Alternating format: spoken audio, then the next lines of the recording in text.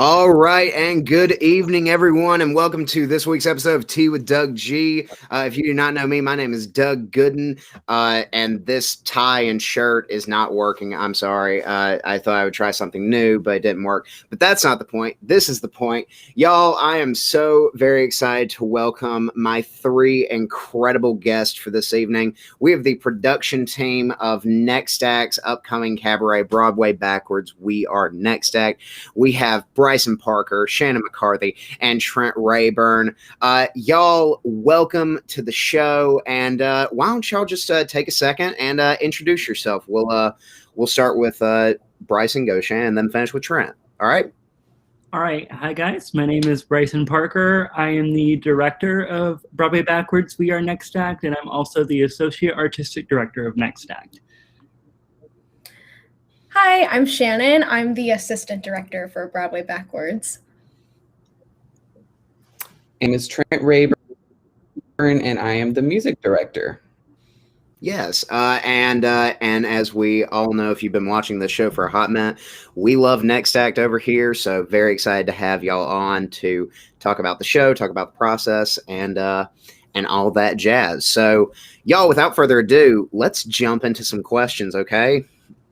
So, first question, this one came in last minute from Macy Norton, and Macy asked, and this has nothing to do with anything, but Macy wanted to know, what is your favorite color in a world without green? Now, I know that that does imply that your favorite color is green. However,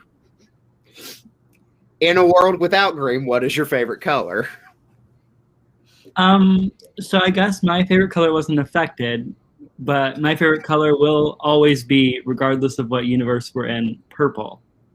Love purple. Love purple. Big fan of the purple.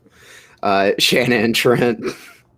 Well, I'm wearing a green shirt right now, so that kind of sucks. But my favorite color is and always will be pink. So I guess that's not affected. But unfortunately, pink and green go really well together, so that kind of stinks. But yeah, I feel pink. Yeah, mine is gonna be blue. I feel it goes with everything. I can I can decorate with the blue. I don't know. I get that. So, Macy, unfortunately, none of our favorite colors are affected. Terribly sorry, but thank you for the question. It was a great way to get started off with. Moving on, we have a question from Mr. Ben Tankersley, and Ben wants to know, and Ben always asks this question with theater people, but I love it. Y'all, what is your favorite obscure play or musical? Anyone can take this. It's not really obscure, but it's really underrated. If you have not watched the 1999 Broadway musical Parade, you need to watch it, and I will preach it to everybody. #1 favorite. You'll fall in love. Okay. Shannon or Trent, do y'all have any additions to that?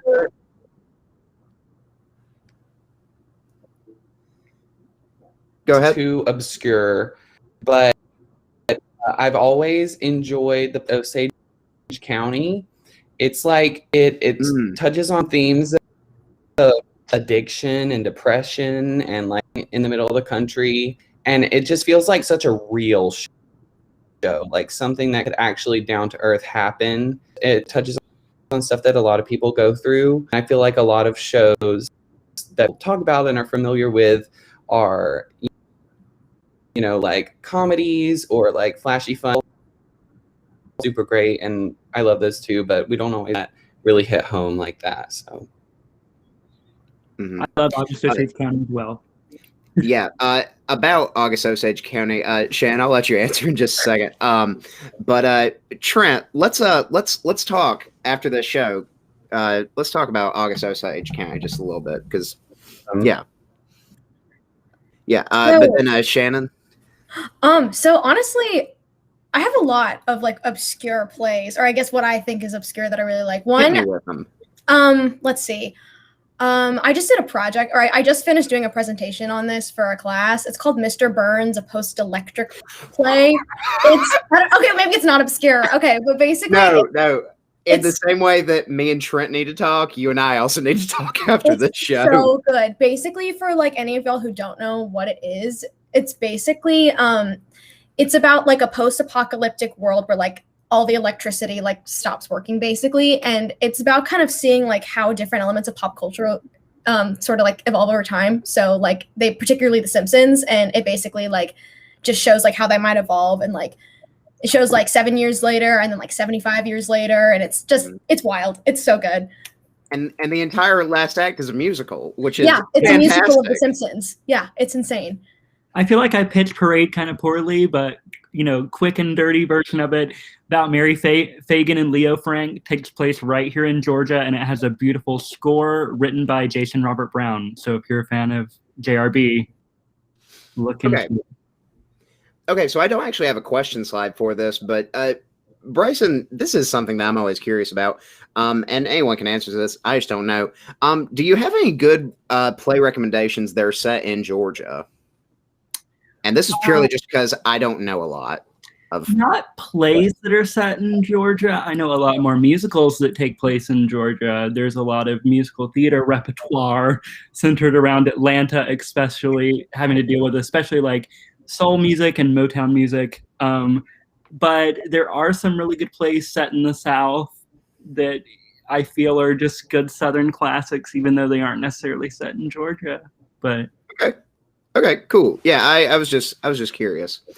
All right. I know there was a play, musical. It's driving me insane. I can't remember the title, but there was this musical that like my high school did before I went there that was basically like, imagine like Godspell, but it's all bluegrass. I forget what it's called. But there's Cotton Patch. I know what you're talking about. Gospel. Cotton Patch Gospel. That takes place in Gainesville, Georgia. So yeah. That's interesting. All right, cool. I'm just always interested to hear like what's set in Georgia, stuff like that. Because I feel like a lot more stuff is set in Georgia than a place like Nebraska or something like that. I don't know. Okay, so Shannon, you actually set me up really good for this next question in talking about Mr. Burns, which unexpectedly becomes a musical. So if you could take any existing movie or property and make it into a musical, a la SpongeBob or Legally Blonde or the brief off-Broadway run of Clueless, like what would you do? Again, anyone can take this. Sorry, I keep answering first, but I have 3 answers for this one. I've got Tu Wong Fu, Thanks for Everything, Julie Newmar. It's a movie from the 90s about 3 queens to go on a cross-country road trip and things turn into shenanigans. So good. It's got Patrick Swayze. And John Leguizamo. If you haven't watched the movie, watch it. Find it. It's on Netflix. Really good. Next would have to be Avatar: The Last Airbender, which I was going to say that person. behind, and I've always said this, and I will go to my grave saying this: Scooby-Doo, the Scooby-Doozical. The Scooby-Doo. I love that. Wait a minute. I love that. That could work. I think all 3 could actually work. Well, yeah, all 3 of them could work. But the Scooby-Doozical. Bryson, please find a writing partner and please write that. I beg of you. I love it. Okay, Bryson took one of mine, but I have 2 others. One, I don't know how this would work, but I think Star Wars can make a really interesting musical. That would be really... But number 2, I would love to see a musical a musical adaptation of Taylor Swift's Folklore and Evermore albums, like a jukebox musical. I just think that could be so good. I have not stopped thinking about that since those albums came out. Like, there's a lot, because those albums are all about like storytelling. Mm-hmm. Like, I think that they could be constructed in a way to create a really cool story just told through the music. That's something I'll write it if nobody else does it. Good deal. Good deal. Rachel Hoover and I were just talking yesterday about how there could be a really good Star Wars musical. There is kind of one in Annie, if you're like a fan of Star Kid. It's just not good. And that's the tea. Trent, did you have anything that you want to say? Yes. Can y'all imagine Hung as a musical? Like putting that, the special effects, it would be awesome. I'm 100%. Oh my gosh. All right. So like when this is like completely insane off topic, but like when the gong goes off and like they're at the cornucopia and like basically have something a la Cell Block Tango, just like as they kill people like left and right really quick. Yeah, I'd be here for that. That would be awesome. What I'm hearing is four of us need to go in on writing some really good musicals. Let's do it. I'm down. I'm down. I'm about to graduate. I don't know what I'm doing next. I could do that. There you go. That's what you're doing next. We're writing Scooby musical. Oh my gosh. Great. I love those answers. All right. So Trent, I actually have a question for you. Being, you know, the music director of this, because this is something that especially I've always been curious about. How do you work with singers on a show who have very little or very limited musical experience? Because I know with me, I get scared out of my mind if I ever have to sing for like a show or something. Like I'll sing for church, but like for a show, it's completely different. Yeah, well, I honestly try and never assume someone's amount of musical knowledge that they have, you know, because embarrass someone by just assuming that they know, because like I know nothing about her and stuff to other people to always know everything. So, you know, I like to just like have a friendship with people and like figure out, because everybody's different. But when it comes to like making practice that people can just sing along to, no matter what knowledge they have, giving them resources like just singing along with a Broadway original track, if I have to like transpose that to help them. And honestly, just like whatever people need, you know, adding thing into a track to help them like note or hear the next part. I think you just have to be to each person, their needs. And it can really just depend. Yeah, I got that. I love that. I'm gonna brag on Trent for like a hot second. By all means, brag. Brag is on one of the best music directors that I've worked with, I think. He is so considerate of each person, and he teaches music in a way that is very not intimidating. He teaches it very kindly and does not get easily frustrated. And he goes the extra mile in everything he does. We started this about a month ago, and within the first week, he was already making practice tracks without me having to ask him, already thinking ahead about, oh, I think this key might work better for this person. And so like I would highly, highly, highly recommend, if you are looking for anyone to work on a musical project, to reach out to Trent, because I don't think Shannon or I could have done this without Trent. So she deserves so much praise and so much appreciation. I just want to speak to that. I just want to speak to that also as someone who has directed musical theater as well. The value of a really great music director, like you cannot quantify just how valuable that is. So yeah, like Bryson, I love hearing you brag on Trent, brag on your production team. I love that. Also, real quick, I'm gonna brag on Bryson for just a second, because I had asked him to be my guest on the show, and the first thing he said was, "Okay, yes, but also, what if I got my production team on?" I was like, "Yes, let's do it. The more, the merrier." So yeah. I love that. I love that. Yeah, and that actually leads into this next question. So, you know, every production team is different. Every dynamic is different, what have you. So one of the questions that we got was, in this process, how would you say that each of you define your job, your specific role in the process? And yeah, we can just go one at a time. I guess you could say that I'm the one that comes up with all the crazy ideas that I expect these two to help me achieve. I just throw things out there And I'm like, I wanted, like, we sat down to make the set list, and I just threw ideas at the wall and was like, I like this. This is what I want to do with it. Is it too crazy? And they fully were just like, let's try.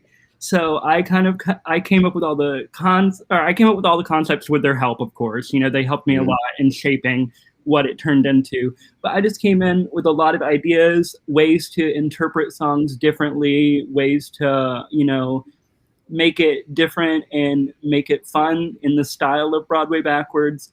And also, I kind of am doing a lot of, like, I picked what the people are wearing for costumes. I'm kind of taking over for, like, setish costumey things, since we don't really need a designer for a cabaret. It's not really a design production. So I've kind of just took the reins on that kind of stuff. And I am on the board of Next Act, so I help coordinate the venue and the audio equipment as well. Yeah. Yeah. Shannon or Trent?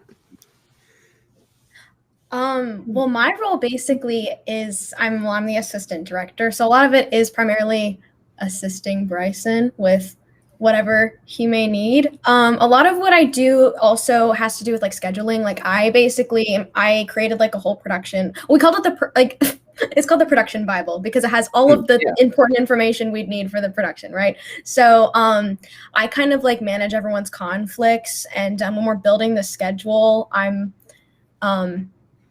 basically like I'm the person who like figures out like who can go at what different times, you know, during the week. And then if people have anything that comes up, then like they kind of come to me, and like I'm the one who sort of helps us like work around other people's schedules and stuff like that.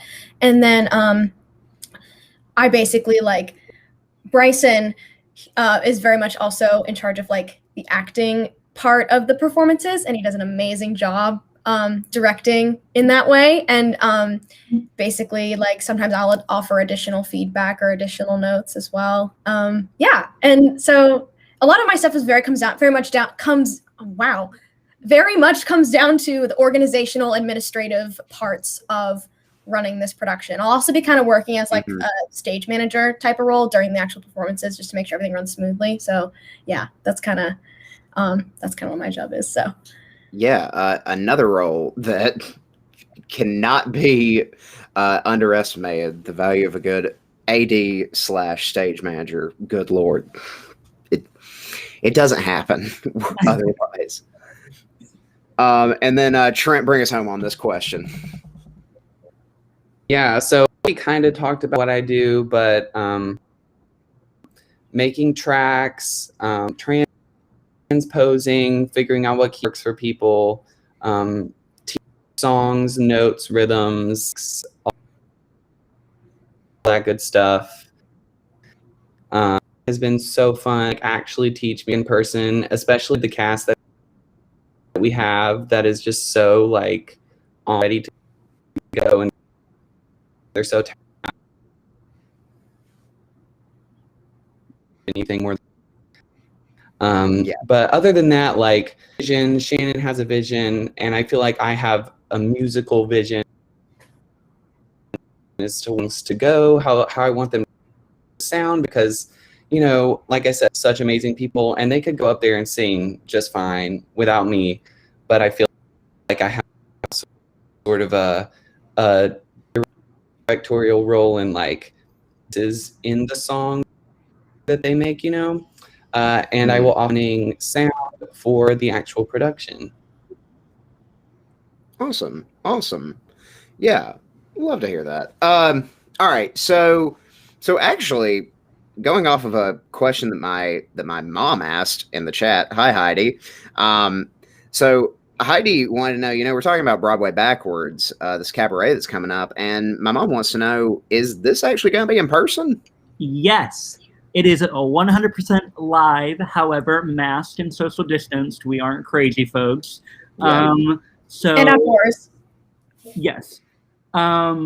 We will have, it's a small cast of 12 people. They'll be masked and performing on stage together in group numbers, solos, and duets. And then we'll have a limited audience there on the 2 nights of this weekend. who will be masked and distanced into like seating pods. And then we're also recording the production to upload to YouTube later for folks who couldn't make it due to seating limitations. And we're also, as a group, considering maybe doing something encore-ish, possibly. Nothing set in stone. So keep an eye on the Next Act social media if you aren't able to see it this weekend.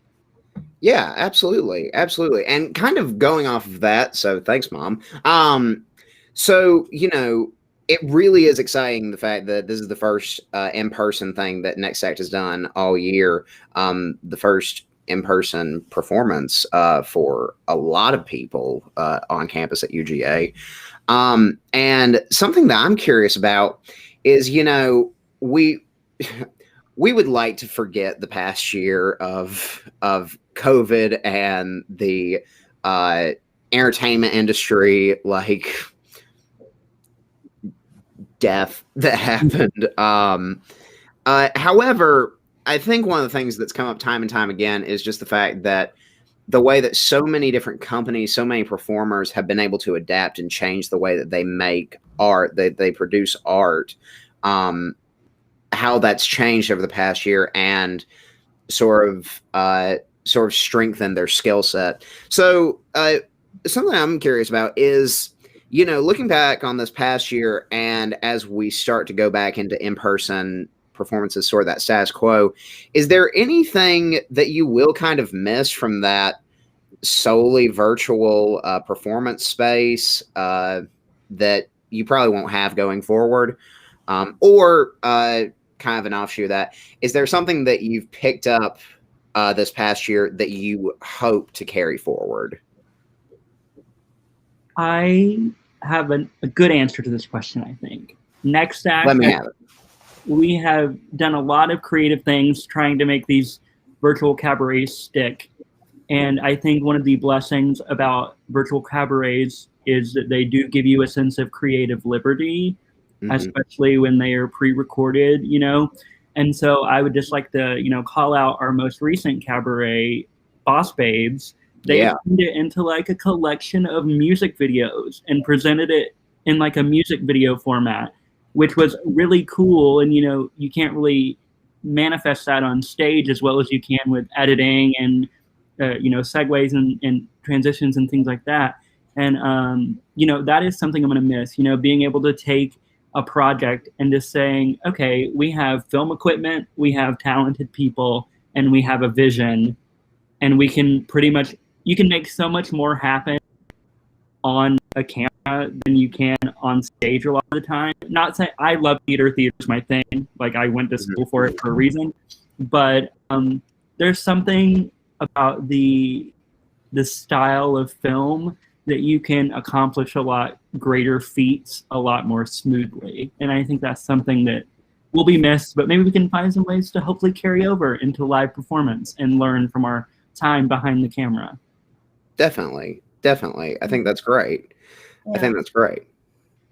All right. So moving on. So obviously,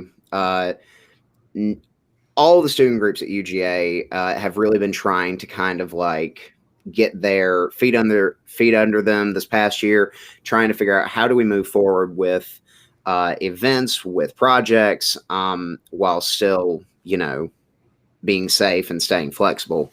One of my favorite things to ask anyone involved with a student group at UGA is there any specific UGA student group collab that you would absolutely love to see? My personal favorite is take Sweeney Todd and do a version that's like safe for children's theater. And I know that that's really sick and messed up, but I would really like to see it. I know that it's messed up. I'm fully well aware of that, but I would love to see it. Now, hear me out. I've had this thought since my freshman year here. CTT and Next Act collaborate and do the musical Honk. I'm not sure if you guys are familiar, but Honk is a great children's musical that is still so fun for like performers of any age. It's a really cute story, really fun characters, and I think it would just be a good opportunity for Next Act and CTT to get together and do a really cool musical for kids that doesn't feel like you're performing for kids, because a lot of times when I do children's work, I'm like, oh, this is for children. And it's very obviously written that way, and it can be kind of frustrating. But Honk is written in a way that I think is really challenging and good for any level of experienced actor that still engages children in a lot of really good ways. Yeah, definitely. Shannon, Trent, do y'all have a suggestion of a collab that you would like to see? I mean, I don't necessarily have anything in mind for like a particular show, but I think so. Like, I'm a entertainment media studies and theater double major, so I think it'd just be cool to see like some of those groups do like some sort of multimedia type of like performance. I don't know what that would look like, but like whether it's like it has filmed elements as well as like the live elements, because we were just talking about how like, you know, there are some aspects of filming stuff that's like, you know, you can't really capture that on stage. So maybe it'd be kind of cool to see like, I don't know, like the industry and Next Act or something do like some sort of collaborative thing. I don't know. Yeah, that would be awesome. That would be awesome. I'm with you on that. Trent? I have to agree with Shannon. Like, I think new virtual world we've all been getting used to doesn't necessarily imply that this is like a whole new art form that people can like make very unique stuff happen in a way that nearly we wouldn't get to. And that doesn't mean that we have to say goodbye to live theater or anything like that, but like more collaboration between like film groups and music and whatever can create all kinds of stuff of. Yeah. No, I love that. I think those are all really, really great ways of looking at it. Yeah. Also, Bryson, you're not the first person to say honk with CTT and Next Act. That really does need to happen. Somebody please make that happen. Hey, CTT, if you're listening. CTT board member, remember this. But yeah. All right. So, you know, obviously I've said it before, we love Next Act on this show. We love all the UGA student groups, but Next Act does a lot of events and I just promote them.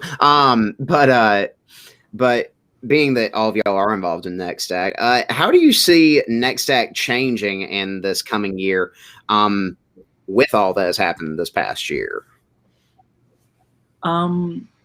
I think that we have had a lot of room for growth this year, not only in learning how to produce, but how to be a better part of our community and how to help our community in a lot of ways.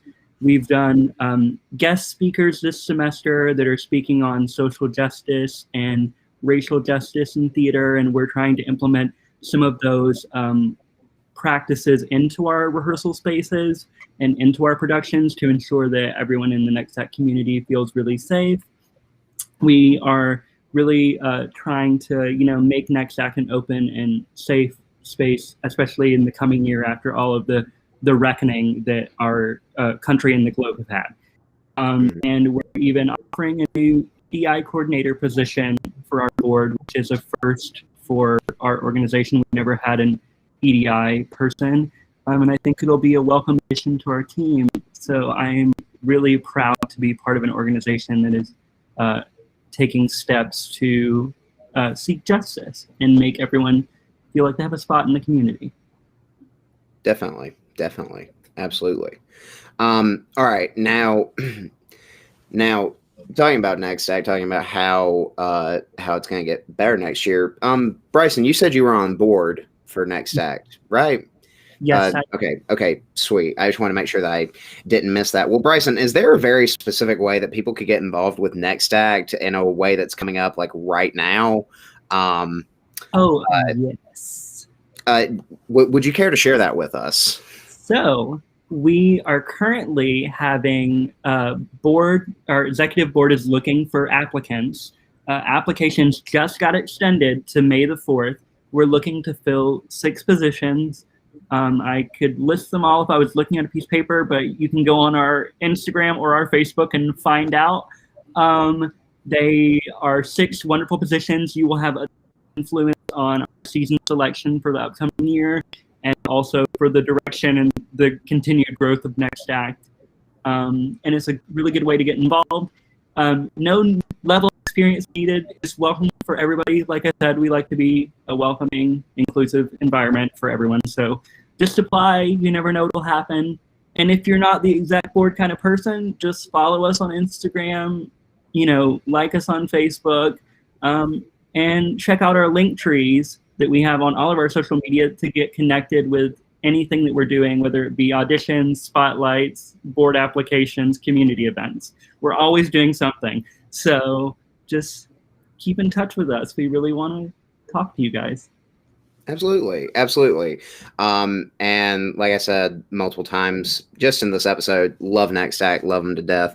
All right, well, y'all, we've gone through this whole conversation and we've sort of been cycling around this one big topic. It's this cabaret that Next Act has coming up called Broadway Backwards. We are Next Act, but y'all, I just gotta know, what is Broadway Backwards? And it should have been written on this slide, but it wasn't. And how can people watch it? When can they watch it? If y'all want to divvy that up and answer different parts at different times, that's fine. Or if you each just want to give your own take on the answers to that question, the floor is yours. But tell us, what is Broadway Backwards? Do one of you want to take it? I feel like I'm talking a lot. Go ahead. I can go.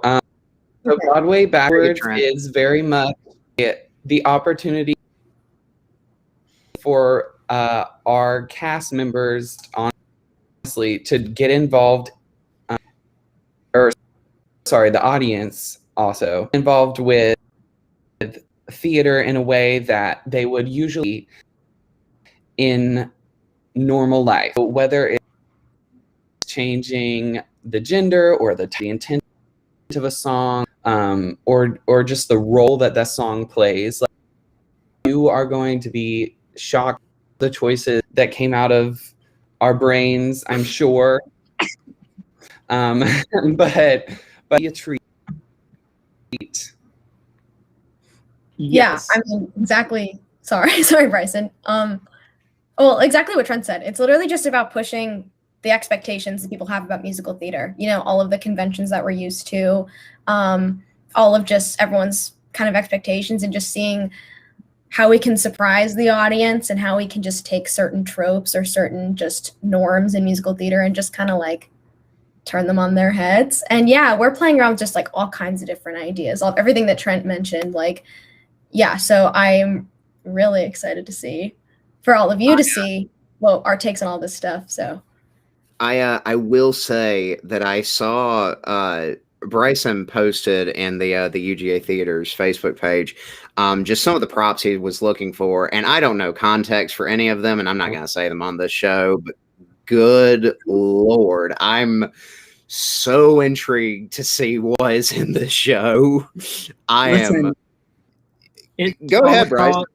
It's all about, pushing the conventions of what we find acceptable and what we find musical theater to mean. A lot of people think that, musical theater is just, showy and happy and fun, and it's not always like that. And it can be a lot more than that if you really want it to be. And I consider myself a big musical theater person. I think the tapestry behind me speaks to that. I've been doing musical theater for a lot of my life, and it's one of my deepest passions. And I just want to open it up and push it outside the box to let people know that, because I do musical theater doesn't mean I can't have complex and creative things to put into the world. You know what I mean? Amen. So you can see our production this weekend, Saturday and Sunday, May 1st and 2nd, at the Linden House Art Center in Athens at 6 p.m. every night. Currently, we are sold out, but like I said, we might be doing encore type things. We are in the works. Keep an eye out on our social media. And if we don't end up doing an encore performance, it will be on YouTube 100%. We're having someone film on Saturday night, and we will hopefully get that out by the end of the semester for anyone who didn't get the opportunity to see it live to see on video. And we're having Sierra Pazensky's brother, who's an EMST major at UGA, film it. So it's going to be good quality. So it'll be really exciting, regardless of how you're able to see it. Absolutely, absolutely. Well, yeah. First of all, congratulations on selling out because y'all sold out fast. Um, but yeah, congratulations on that. Congratulations on the show. Seriously, if you have the chance, folks, please go and give it a watch. If you have a ticket, enjoy it in person. If you will be watching it online, enjoy it online. But yeah, y'all, I think that wraps up our conversation for the night. Did y'all have fun? Did y'all have a good time? Yeah. Yeah. Sure. Absolutely. Good. Well, I was very happy to have y'all on here. To everyone who sent in questions, thank y'all so much. To everyone in the chat, thank y'all as always. My mom is slowly being beat out by Ben and Macy for the most comments in the chat. Also, hi, Larry. Larry, I don't know if you're still watching, but what's up, Larry? But anyway, yeah. So thank y'all so much. Be sure to keep up with Viter Media. We have new episodes of Saying the Skeen every Wednesday. I have no idea what episode's dropping this week, but we're recording Star Trek II: The Wrath of Khan this week. I'm very excited. Me and my nerdy Trekkie self. But anyway, and new episodes of Tea with Doug G every Monday night at 9 p.m. But until then, y'all, if anyone has a glass, you can raise it at this point because we're going to cheers in just a second. Hey, I'll take it. But for all of until next time, I'm Doug Gooden. This is Bryson Parker, Shannon McCarthy, Trent Rayburn, the production team for Broadway Backwards. We are Next Act. This has been the tea. Y'all have a great week. Yeah, this has been the tea. Like this? Okay. Yeah, that's all we do. It's cute. But yeah, thank y'all so much. Y'all have a phenomenal week. Thank you for having us.